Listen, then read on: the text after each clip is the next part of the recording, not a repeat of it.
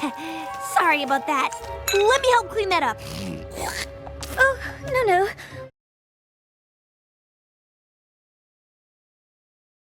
A likely story.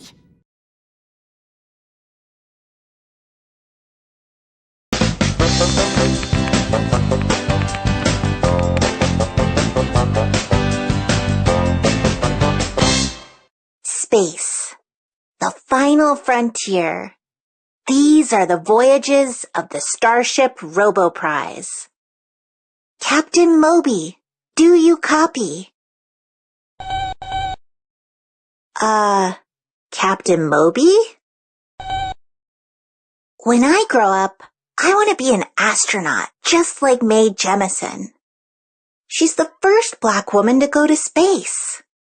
What was Mae Jemison like growing up?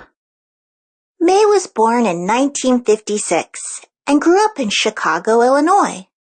As a kid, she always wondered about the world around her, from tiny insects to faraway stars and planets. When you're curious, you're excited to learn about something.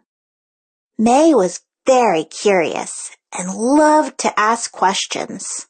Her mom always encouraged her to find the answers herself. So when Mae hurt her thumb and it oozed something gross, she got really excited. She checked out books and learned all about pus. Growing up, Mae loved to watch Star Trek, a show about space exploration. During the 1960s, most people on TV were white, but on Star Trek, one of the characters was Black, just like her. This excited Mae. She wanted to go to space, just like the character. Mae loved to learn, and she started college early at Stanford University. Determination is the act of not giving up, no matter how hard things get. Mae was younger than almost all the other students, but she had a lot of determination and worked hard. She loved science, so she studied chemical engineering. But she also loved learning about her culture, so she studied African and African American studies too. Mae still loved everything about space, and after college, she thought about working at NASA. It's a special group in the government that studies and explores space. But she decided to become a doctor instead. Dr. Jemison traveled all around the world helping people. Good question, Moby. How did Mae Jemison become an astronaut? Dr. Jemison had followed the work of Sally Ride, the first American woman to go to space, and Guy Bluford, the first Black American to go to space. They inspired her to follow her dreams. When you inspire, you give someone the energy and confidence to do or feel something. Dr. Jemison decided to apply to NASA to become an astronaut. She was picked out of thousands of people. Now it was time to get ready for space. A mission is an important task assigned to a person or group. The crew's mission was to run experiments in space, and they spent years preparing. Dr. Jemison worked closely with an expert named Sharon McDougall. She was the first Black woman to lead a special team responsible for the astronauts' suits. McDougall realized that Dr. Jemison's suit didn't fit. The suit was designed for men because there were very, very few women astronauts. So McDougall made changes so that Dr. Jemison's suit would fit and keep her safe. Finally, it was time for launch.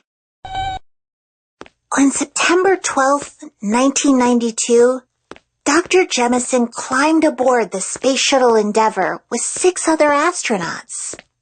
They took off, and Dr. Jemison became the first Black woman to travel into space. What did Dr. Jemison do in space? A specialist is an expert who focuses on a specific job or subject. Dr. Jemison was a mission specialist and worked on different experiments. She studied how bones change in space and investigated how tadpoles grew in space. She also explored how floating in space might make people dizzy. She was in space for over a week and went around the Earth 127 times. She had a lot of information to share when they returned. What did Dr. Jemison do after her mission? Dr. Jemison left NASA and traveled around the world to share her experiences. Today, she works to get young people of color interested in science and organizes space camps. She's also leading people to find ways to travel beyond the solar system within the next 100 years. A role model is a person who people look up to and sets examples for others. Dr. Jemison is a role model who inspires everyone, especially girls and young people of color. It's important to have leaders who show us what's possible. You're right, Moby. Dr. Jemison always followed her curiosity, and she worked hard to make her dreams come true, and now she's helping others do the same. There's no sign of life here. Beam me up, Moby.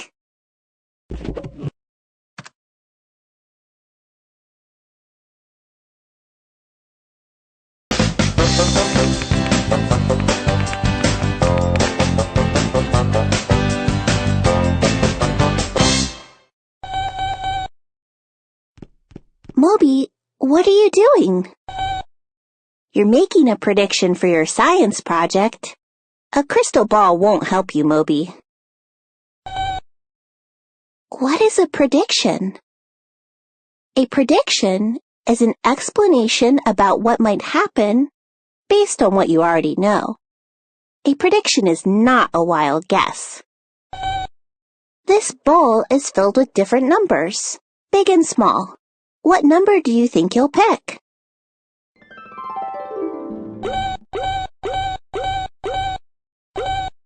Right now, you're just randomly choosing numbers and hoping one is right. You're guessing and not making a strong prediction.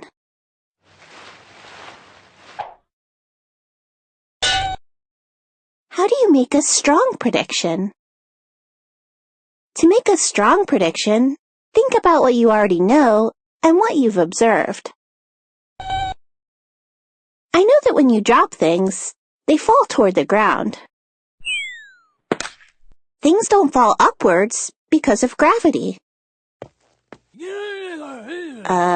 Whoops. A prediction that something will fall upward is not reasonable. It does not make sense. A strong prediction is something that you can back up with observations and with patterns that you've noticed.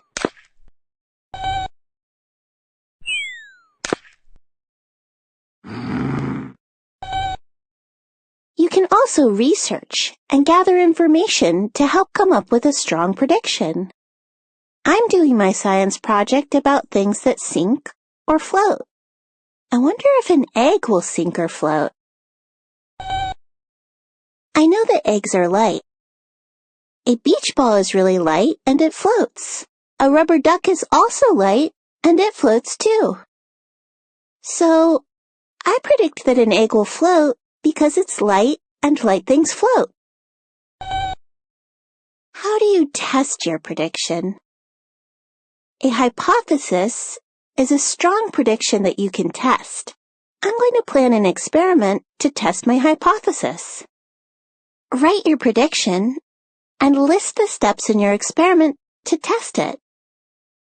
Now it's time to gather the materials you need for your experiment.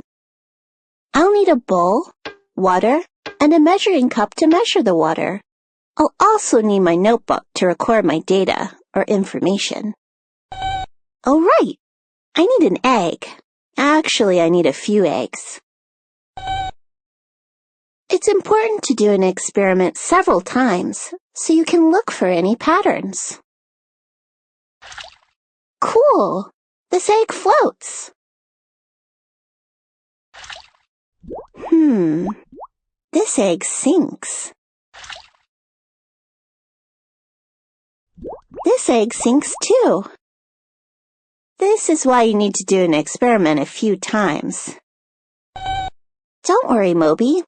It's okay if your predictions aren't correct.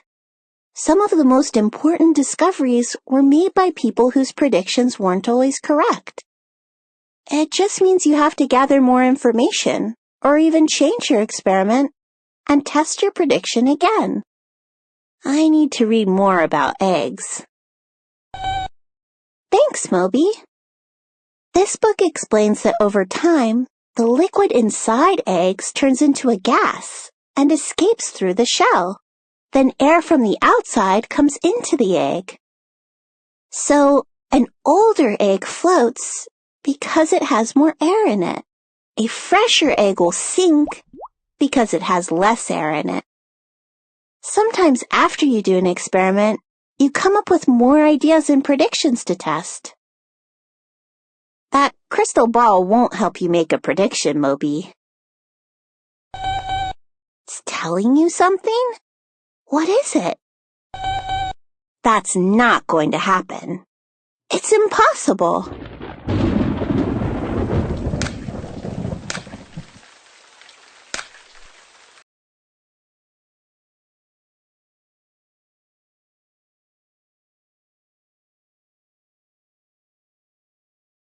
Why do frogs feel so much happiness?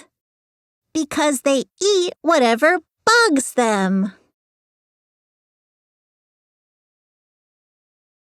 What do characters plus setting plus plot equal? A summary.